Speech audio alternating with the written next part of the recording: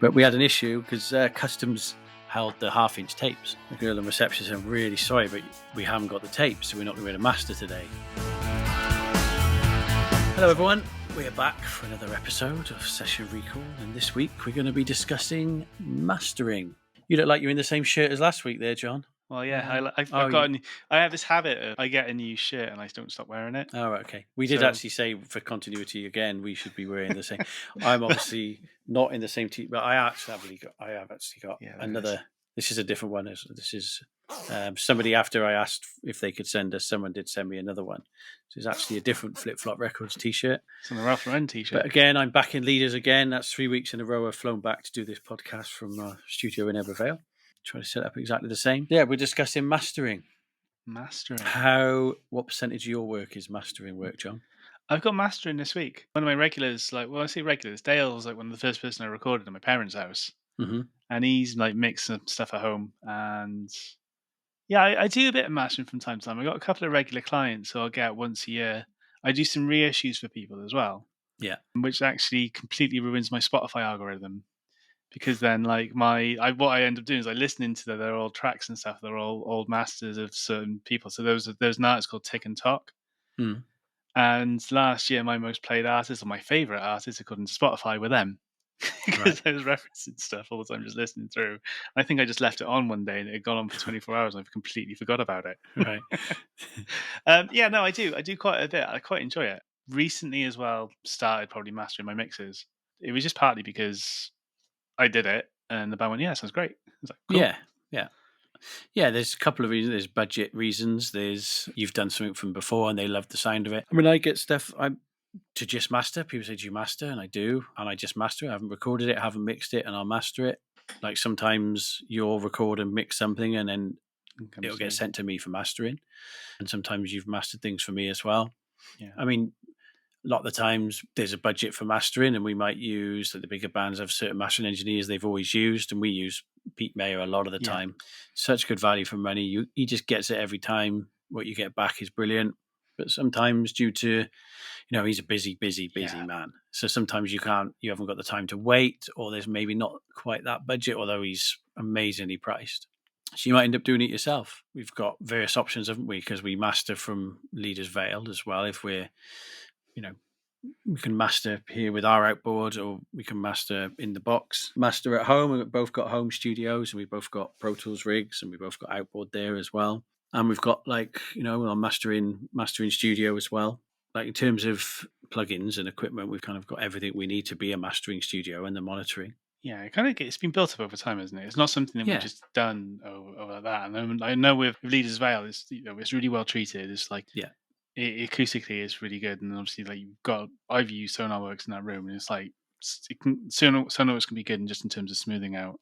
Yeah, it's like the gaps in your knowledge, and obviously I use Sonarworks in my home studio, just to figure out where the issues are, and then kind of address them, and then re-look at it afterwards. But yeah, we've got a good setup for mastering. If anyone's looking for mastering service, I mean, some of the outboard we've got in the mastering studio now is Chandler. Shadow Hill stuff. We've got the Shadow Hills. Yeah, this is all outboard, not plugins. The Manly Massive Passive, good monitoring. We've got the Thermionic Culture stuff. Sometimes I'll master through the Red Bustard, just for a little harmonic distortion, a bit of air. The Freebird EQ, which Thermionic Culture as well, which is a great EQ for mastering. I mean, that with the Shadow Hills, you don't really need a lot else. I remember with the Freebirds, when we got it, I remember just thinking, it's not really doing anything. And we tried tracking with it. I remember you saying something similar. We tried tracking with it. It's it doesn't really do too much. I'm not really sure about it.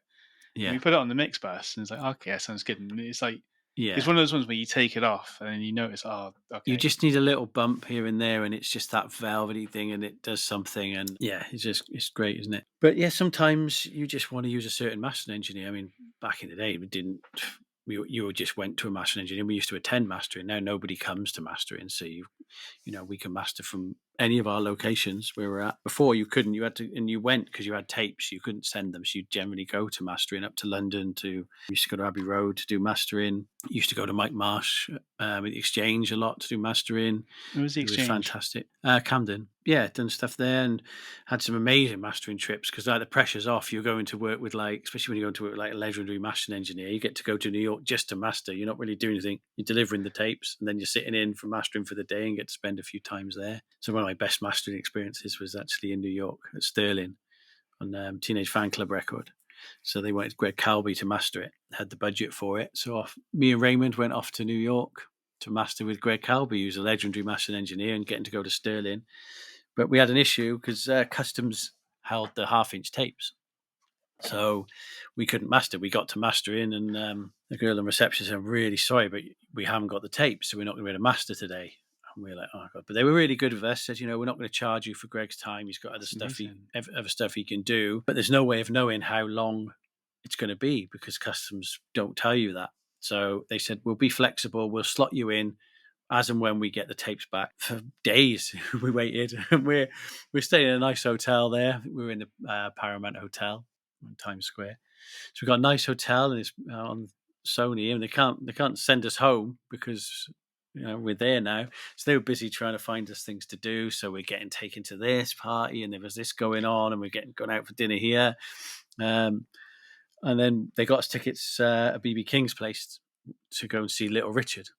Off we went, and we're a small club, and we're getting to watch Little Richard. And I always remember BB King came around because he was there, and he kind of sat on a table with me and Raymond there, and we have dinner and stuff, and then the band are on, and like BB King's like, "It's Little Richard, it's Little Richard," and then I'm like, "Yeah." But it's BB King sat watching Little Richard, great experiences. And then we go, and then finally the tapes. I can't remember how long it took. We finally get the tapes, and then they can fit us in a couple of days later. Off we go, do the mastering.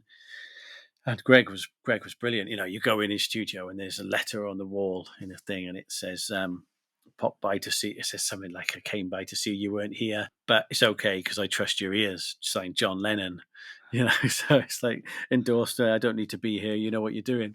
Great guy. I'm watching him master and just kind of how little he did, but every little bit he did made a massive difference. And just the monitoring in that room, and just getting to see him at work.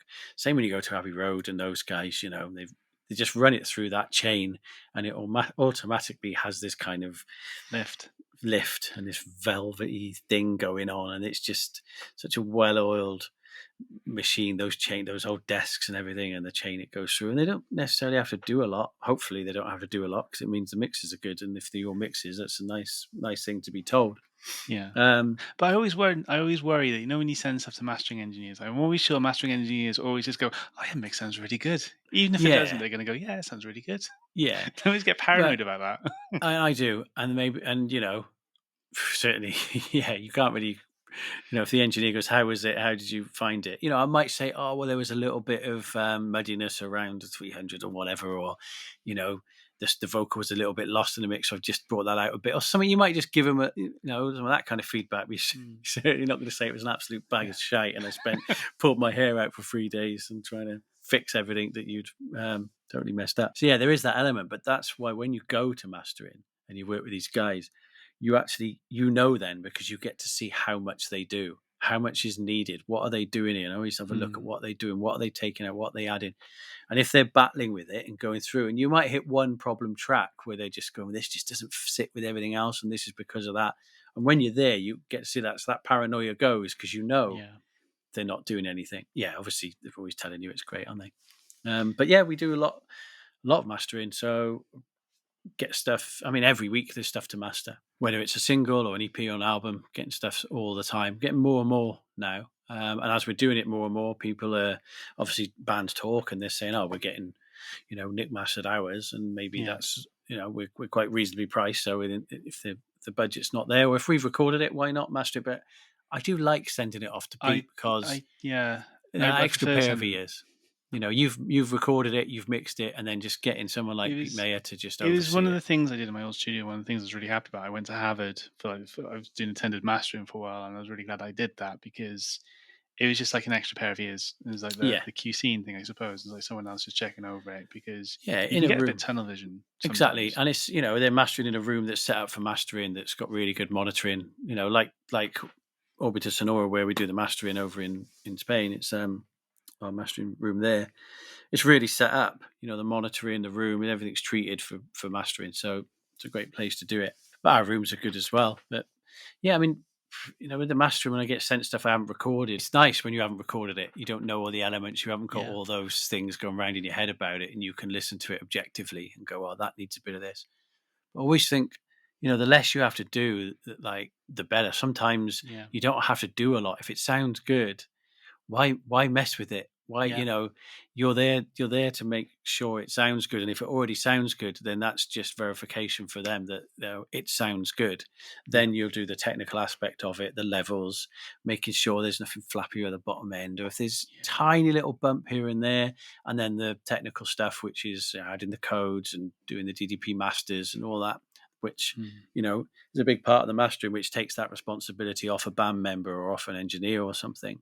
Because you've got to get all that data right. Otherwise, that's an important part of it, giving them their DDP with all the right data on and compiling. A lot of the time when we master an album, isn't it? The time is spent compiling the album, making sure the gaps are right, all that technical side. It's not just does it sound good? It's how can you compile this album and does it sound good from start to finish? And it is also, does it flow? Yeah, level matching. So I assume you're like me, you've switched between stuff you've mastered and you'll AB and go back to make sure stuff's got a flow to it. Yeah, what I normally do when I'm kind of doing it is I'll bring in all the tracks onto one session. I'll probably have their own tracks in Pro Tools, which I'm using. And then I'll just have like the recorded, the final masters in the session, and I'll like go A B between the different tracks. Yeah, that's what I've got. I've got all of them in one session as well.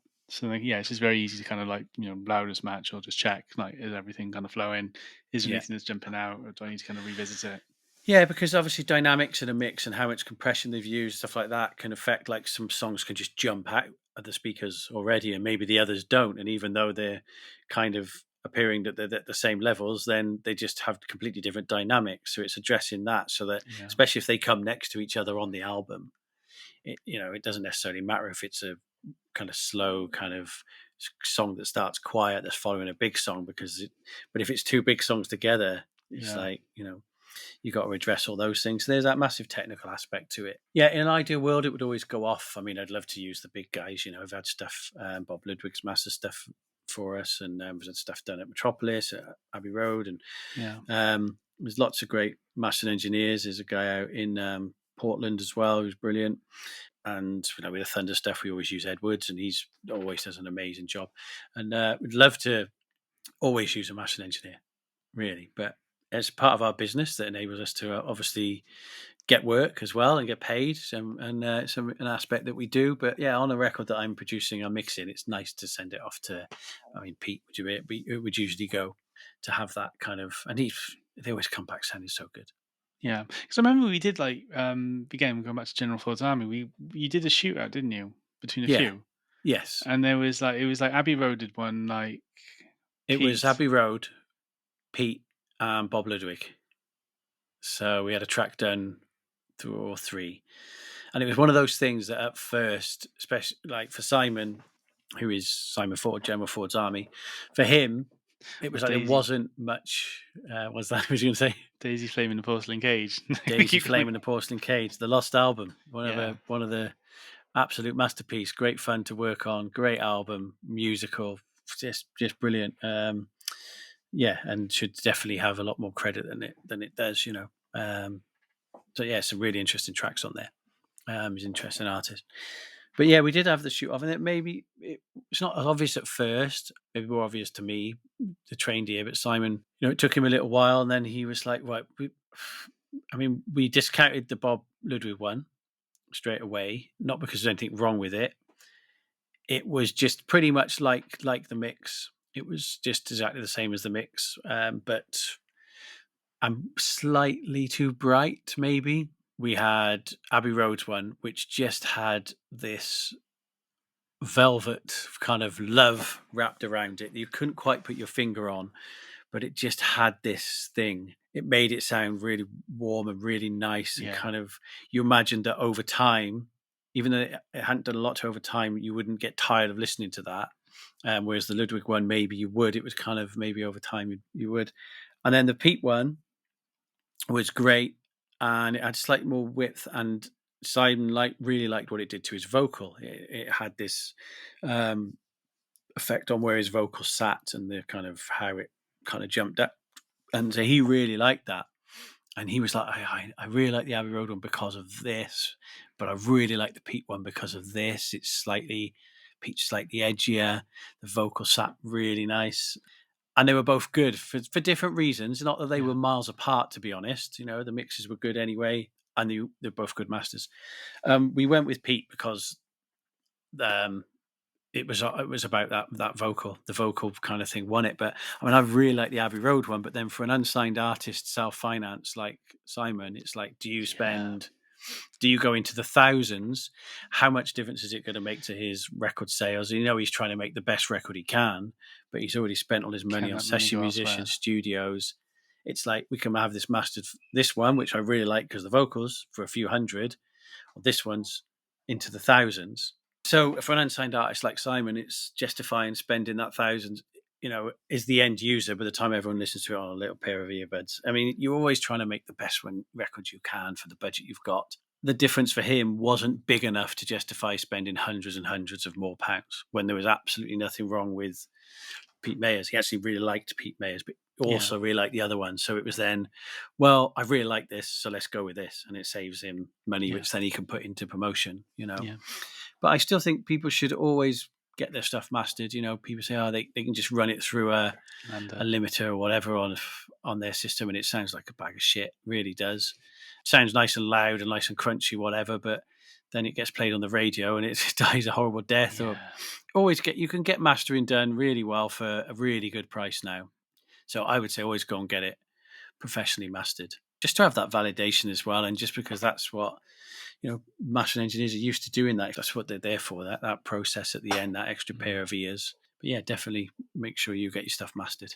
With the Simon session, did you attend that mastering, or was that just it was online? No, it was all online mastering. And you attended with Scott?